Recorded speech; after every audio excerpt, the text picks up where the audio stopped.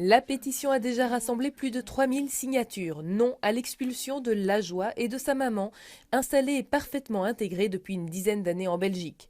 Aujourd'hui, le jeune homme de 12 ans manque à ses coéquipiers de Hucle Europe. C'était quelqu'un qui avait beaucoup de potentiel au basket et surtout il avait un grand cœur, donc il nous aidait tout le temps, il nous corrigeait.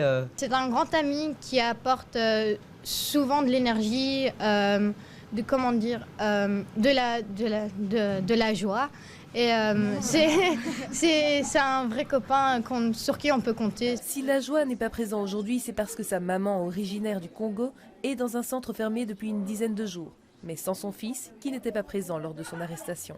On sait qu'il est stressé, qu'il a peur, qu'il est triste, mais nous, on est de tout cœur avec lui. Vaut mieux pas qu'on nous le dise où il se trouve, comme ça, sinon on doit dire où il se trouve. Lajoie est arrivé à l'âge de 2 ans en Belgique. Aujourd'hui, c'est un espoir du basket. Son coach est choqué. Il a grandi ici et du jour au lendemain, on lui dit tu peux plus rester avec tes amis, avec ton coach, avec ta famille basket bien entendu, à l'école.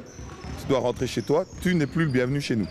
Et en réalité, pour lui, c'est chez lui. Pour l'avocat de la famille, l'Office des étrangers n'a pas pris en compte tous les éléments du dossier. Le problème, c'est qu'en 2008, quand elle a introduit une demande de régularisation, l'Office des étrangers a pris une décision très rapide et a tenté de lui notifier cette décision, mais ma cliente, pour une raison X, a changé d'adresse et a notifier à la partie adverse son changement d'adresse dans le cadre du complément de demande de régularisation de 2009. La requête de l'avocat a été rejetée cet après-midi, mais il fait appel de cette décision. En 2009,